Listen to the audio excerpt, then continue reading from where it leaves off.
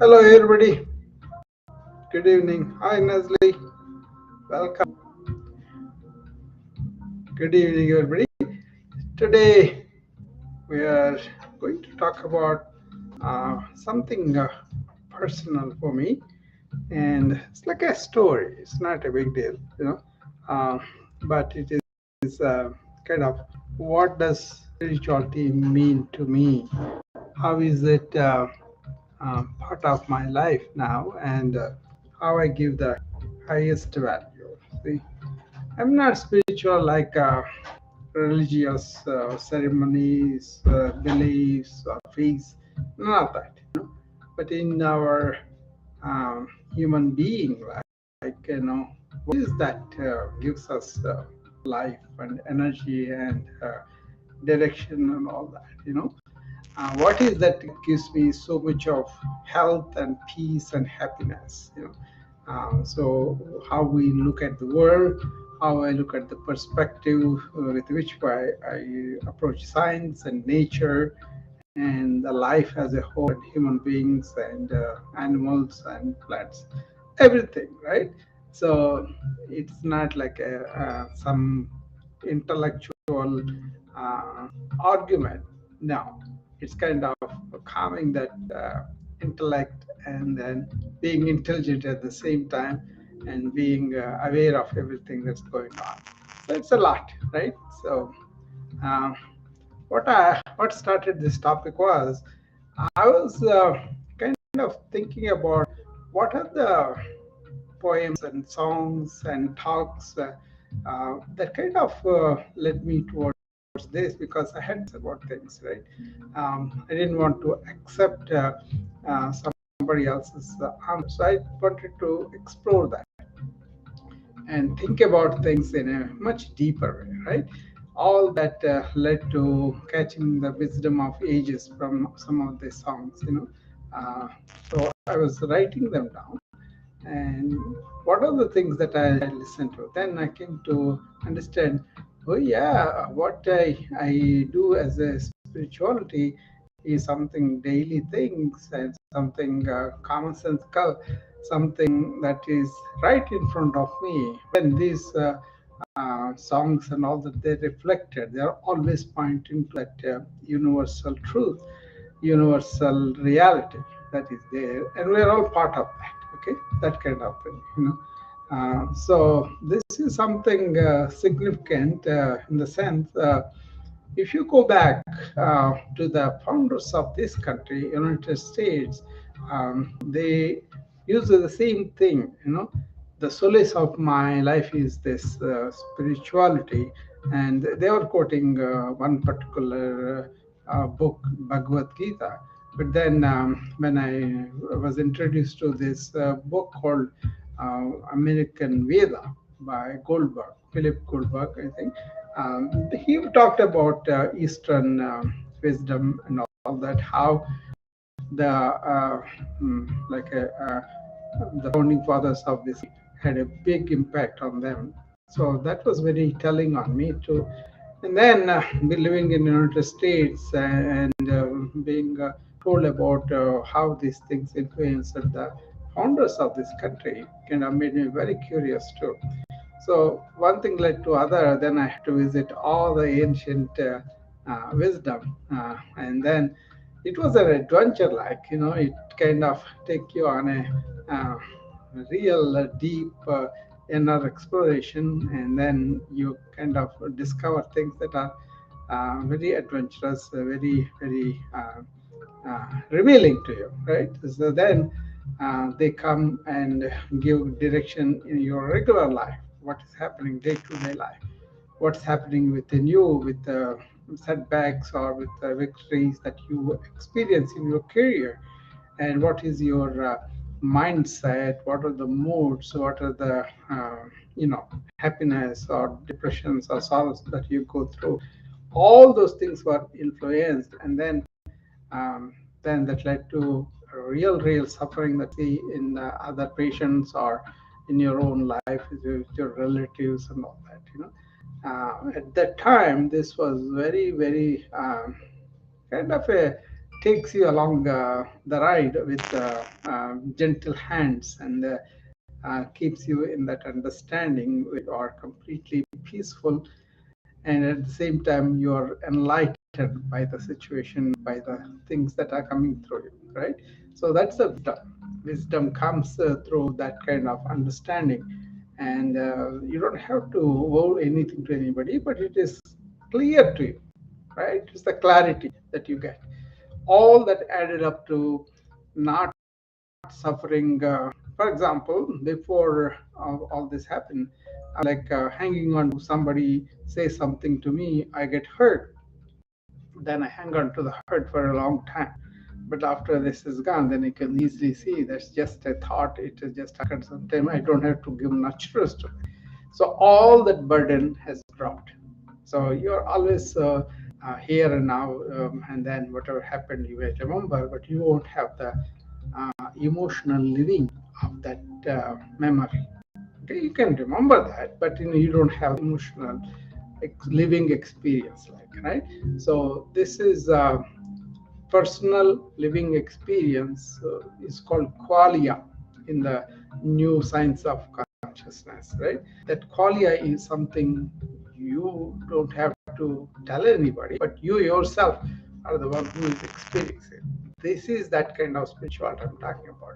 Personally transformative, personally really invigorating for you, personally makes you feel joyful, and the small things also you kind of understand and appreciate. Okay, so of course all these things come into my training of my colleagues, my friends, or my students who come with the different daily, day-to-day problems, but the basis is in there. They may not be able to do all those things right away, but you can steer them towards the direction where they can look at these things with much more openness, much more clarity they get after the exploration, analysis. It is not like a opinion. It's not like an exchange of some ideas or concepts. It's like a inquiry into the truth of the matter, you know.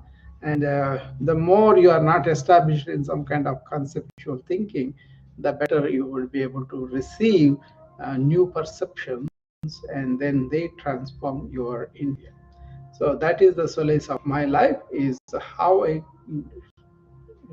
feel and act and perceive with my inner core, right? So for that, you cannot really just say the words of other people, but you have to look at what the truth behind it, and you catch it by yourself, by your own skill. Then it truth, and then that truth leads you to wonderful things in life.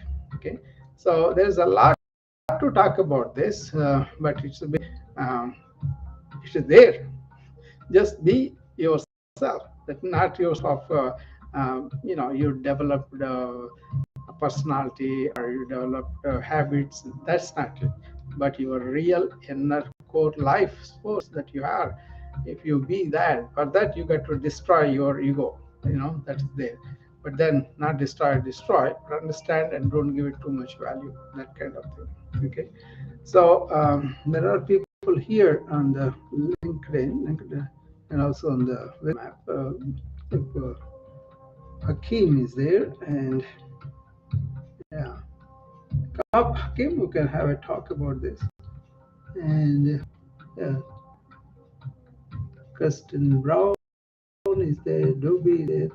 Yeah, anybody wants to come up, you're more than welcome to come up. I don't know what happened to the wisdom people. Many people are staying there. Yeah, it's kind of tiring for me sometimes talk about this when nobody has really uh, want to come out of the talkative mode, and then more like exchange of their experiences. That would be wonderful. Okay.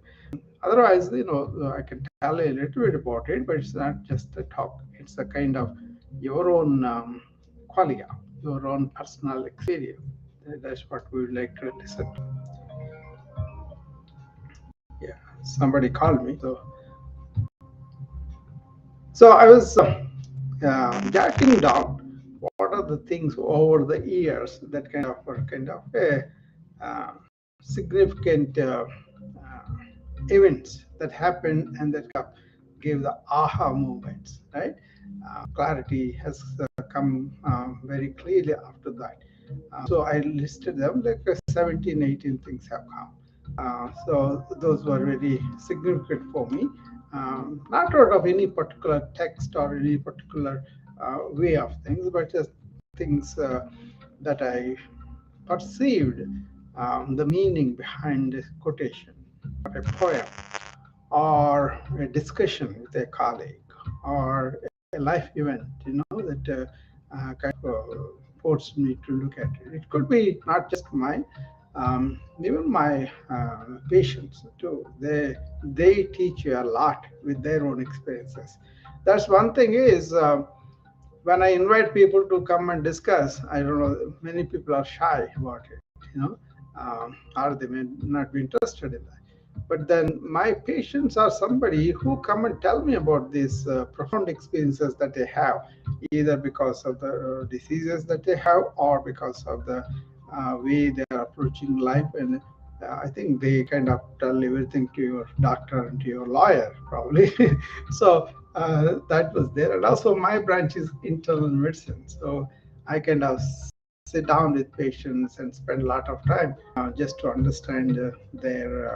uh, understand their life, their problems, and all that. So the deeper we have understanding, the easier for me to help him too.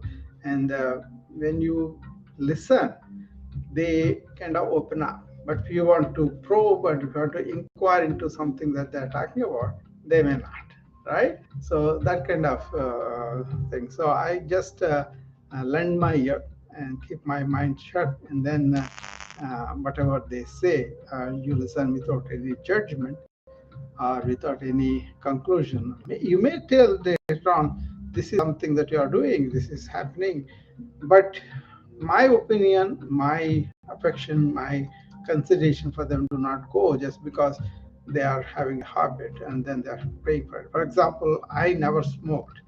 Well, there is a feeling that smokers spoil the atmosphere, and that's why secondary smoking a lot. So I don't even think like that, but I only think of the what is the suffering he is inviting by smoking. And there are some exceptional people where they smoked, but then they still lived a long life and died.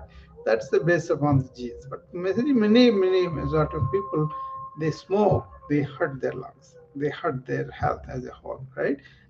That is there, and especially it's excessive smoking is really harmful to them. So I look at that and I wanted to get them out of that suffering, so that down the line they will be happier. That's the motivation, right?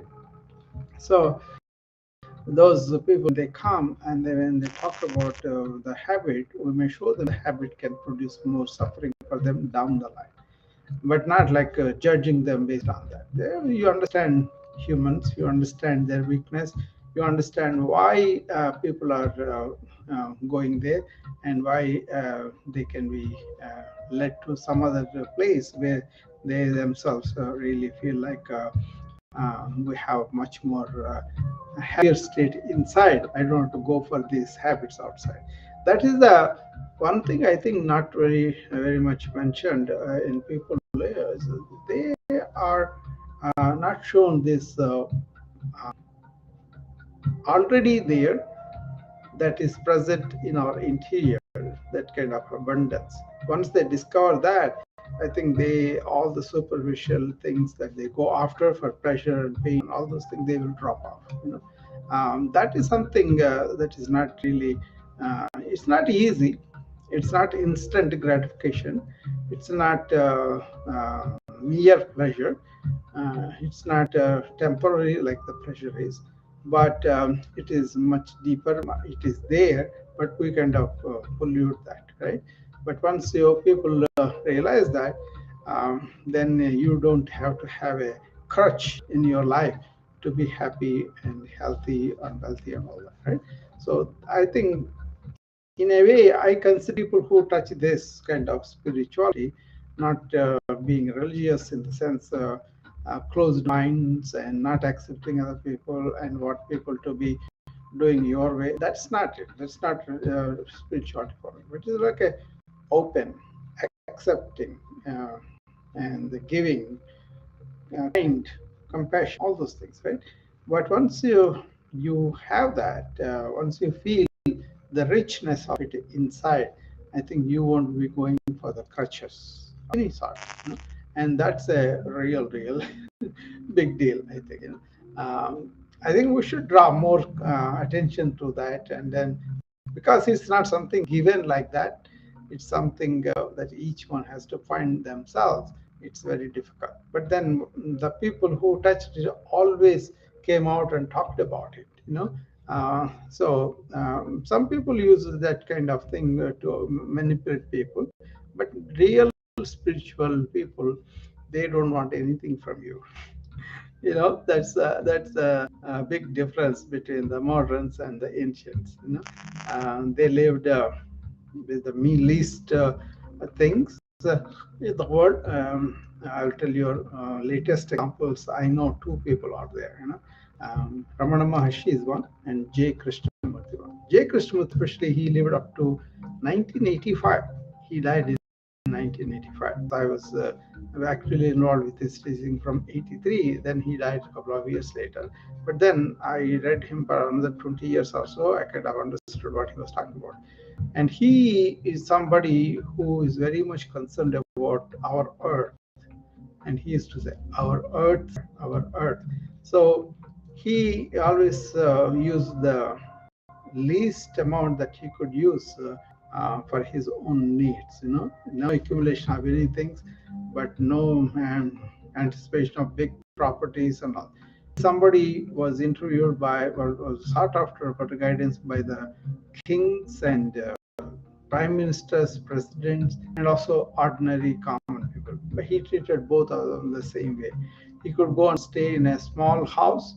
He has to sleep on the floor in there. He did that okay.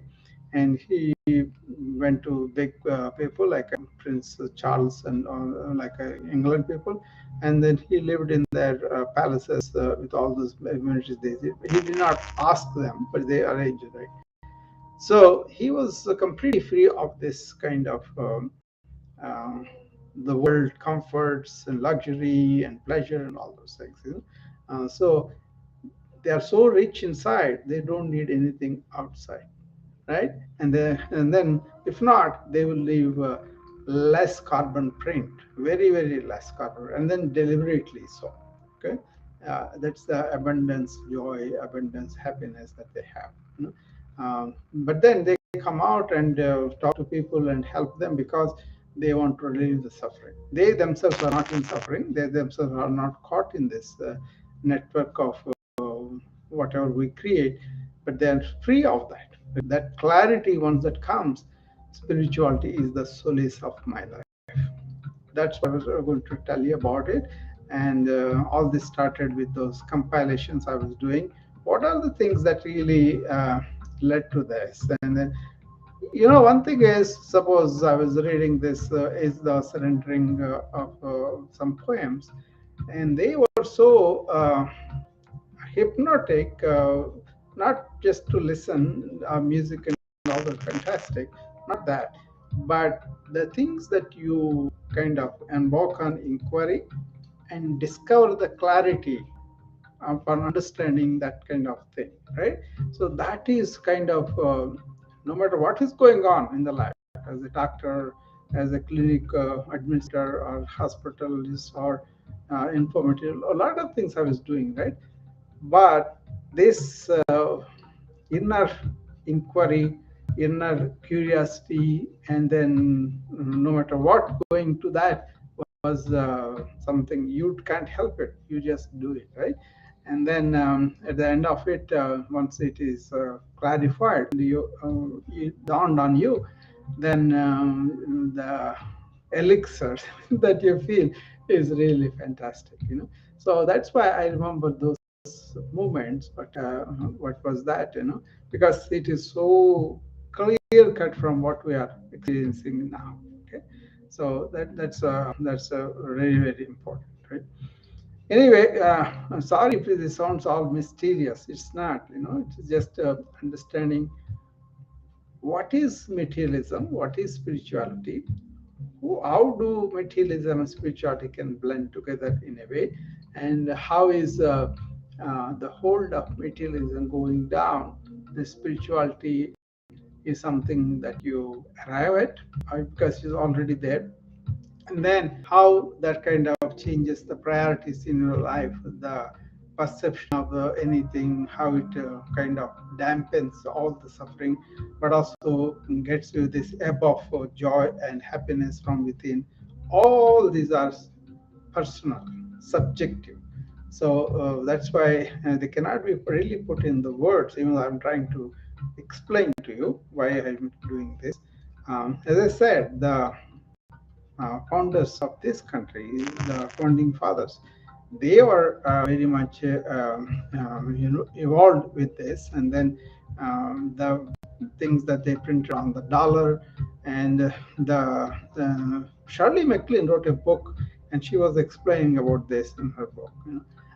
Then how their own life was full of violence, wars, and all that, but then they found solace in the spirituality. I think you should Google it up and then look at who are these founding fathers that are really um, very much enamored by this, and then accept. And then recent scientists also. I think that movie came recently. He is the one who made the nuclear bomb, and later on he worked to really limit the nuclear bomb proliferation. So that story also. Einstein, he himself also was like that. So all the major scientists, after certain inquiry, certain intellectual work, and all that, they turned to the spirituality. Nikola Tesla is another one. He was very interested in metaphysics and the spirituality. I can tell you any number of leaders, any number of people. Actually, there was an article I published a long time ago, 3, 4 years ago, about all these 28 people that were influenced by ancient wisdom. And I was just embarking on a lot of things. Then it was very telling on me. You know.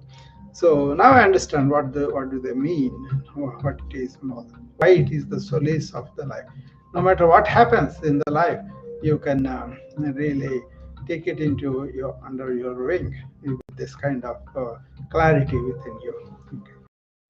So that's what I want, guys. I hope it made some sense, but I want to bring those poems and all those things, tell you about the meaning, how I understood them. Um, Actually, it started in 1983 when I went to visit my two psychiatrist friends are there in Philadelphia. They are from my town, so I know them from there, and they speak the same language and everything. So I went there, and she is my friend actually. She is from our town, and her husband is a psychiatrist, so we became fast friends also. He is somebody who used to go and collect music records. At the time, they had these tapes and all that, right? So he used to go to a music shop and sit through all the albums and cassettes, and then bring one two every week. And he had a very specific taste, and then he used to bring them. And then I was just starting out in this country, so I'm not in the mood to buy any library, anything like that, right? But he made a couple of albums as tapes, recordings on the tapes, and presented it to me. So those were very significant. But then I didn't know the meaning of them. The Sanskrit was going on, the songs were very beautiful, but I didn't know the meaning of that. But later on, as I became to understand meaning through other means, then I went and visited. That made a lot more sense. But at the time, I was just listening without understanding anything. It sounded good. That's it. That was the initial thing. And then 1985. I kind of came upon this BKS Iyengar. He's an author, and he's a great yogi, and he's a He has like 13 million followers in United States at the time who follow his yoga, and then he has a certification and all that. He's very strict with it, but then his understanding has evolved. He starts it with he was a tuberculosis patient way back in 1920s when we don't have treatments for tuberculosis. They used to take these people to a nursing home and put them in there, just sanatorium, they used to call, just fresh air and then food and all that. But then they call them consumptives because the tuberculosis consumed their flesh and blood, and really they died of that, right? So a lot of people die. But this man, around 14, 15 years of age, he has this. He was so weak. He not only had tuberculosis, but also influenza, which is the flu, we call it. And he has malaria. So all the, diseases were there. And then he kind of came to visit his sister. She was living in Mysore, I think, at the time. He comes, it happened that her husband, this man's brother-in-law, is a very famous yoga master, and he was one of the icons now. And how he started everything, how he sent his students to all corners of, and they kind of influenced many people, right?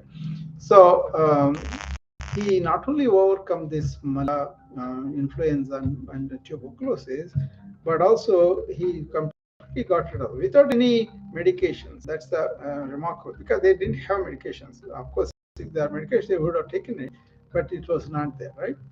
But then he improved his body, mind so much, he was able to overcome these challenges. That's a very remarkable. Then he met a violinist who is a very famous here in Europe. And he was having this pain in his back because he was holding the violin. He's a very famous, world famous violinist, but he was holding it certain way. He developed back, and then he was introduced to this BK Sangar, and he fixes his back with manipulations and asanas, right?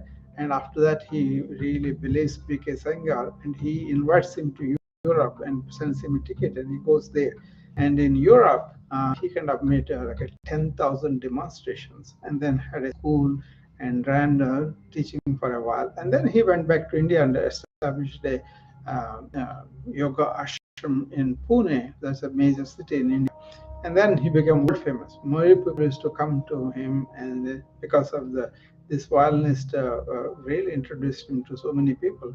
And then the people heard that several things were fixed with this yoga.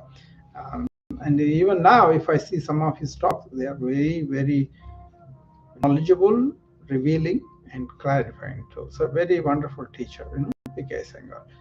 So that is that book, 1985. I got this book called Light on Yoga, Concise Light on Yoga. That's the title.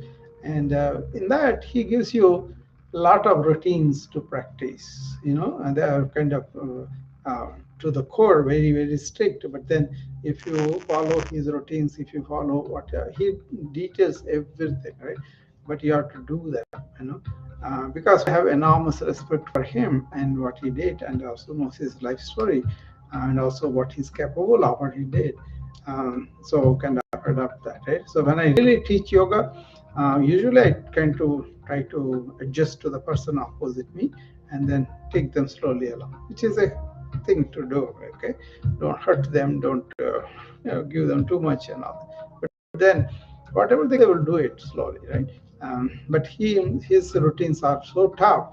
I only teach for advanced yoga persons, because that involves a lot more. It not only your body, mind, and your psychology, but also your inner, deeper, the things that you don't know. They all come to. But then people are very happy when they discover that. But then, to receive that, they should be able to be really deserving to receive them. They may, even if they wish, they may not be able to do that. But he is a very most intricate detailed oriented I have ever seen. And then he goes into the real yoga and all that too. It's just not physical yoga. You know, so he's a wonderful teacher. So that was the other thing I realized. Those two experiences. Then I met one of my colleagues. She is a nutritionist. It so happened my office room and her office room are kind of very close by. So she used to come and visit, and we used to talk about things. But she also has a yoga practice even by that time. So she was very interested to know what I am doing with the yoga and all. So we became fast friends. Her husband is a psychologist. He was also very much interested. So we became family friends, and we used to visit each other. And she and me, we used to have very deep philosophical questions and talks and all that. I don't know where the answers came, but they came from me. So, and that's why she was very appreciative of me, and that was another experience. She's an American, but she was in a yoga ashram for a while and learned a lot of things. So she developed all those qualities and very friendly, very nice to many people, right? So we are still friends even to this day.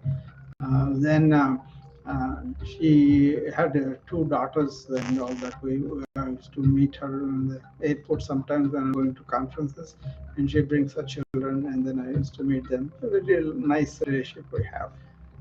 She is still practicing yoga. I think she looks just like the same, except her hair has gone gray. It's the same physique that she has, at the time. So that kind of thing. And then in Chicago itself, we had this friend who was going and listening to J. Krishnamurti's lectures on the video, right? And we used to drive 2.5 hours to go to this library in Oak Park. That's a suburb of Chicago. And we were living in the south, in the Oak Forest. So it's a good drive, We used to go there, and we used to go every other Saturday.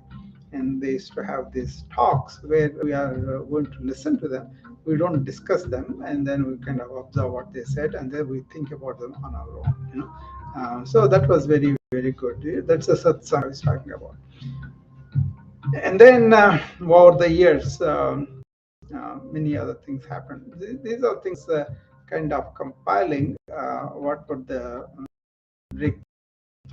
Some I remember, some I could remember, but the I was able to put it down on the paper. Usually I don't reflect on that, but somehow today I just did that. Then I thought maybe I will relate all this to my friends who are coming to listen to me. Not me, anyway, but I just thought I would put it down there, and the people who listen to these talks afterwards, they can also listen to them. Okay. So that's about that. Anybody has questions? Christine or Nasli, you want to come up? You can raise your hand. I'll bring you up if you have any questions.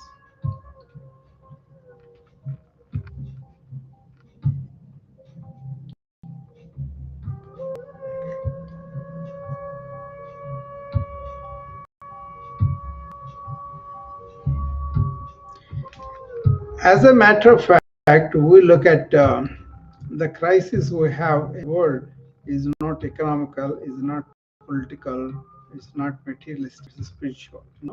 Once we have that, all these other problems are resolved. That's why spiritual problems or lack of spirituality is the problem. I don't care about this religiosity, these faiths, and these beliefs. I want inquiry, inner inquiry, understanding our own mind and emotions and all those things, and going beyond them and stay in the true nature of ours. That's the spiritual I'm talking about. For me, God is within us, not outside there, outside as a form and all. They may worship as a form with identifying the spirit behind it. Then they will have to subject themselves to transformation that comes from within. Okay. All right.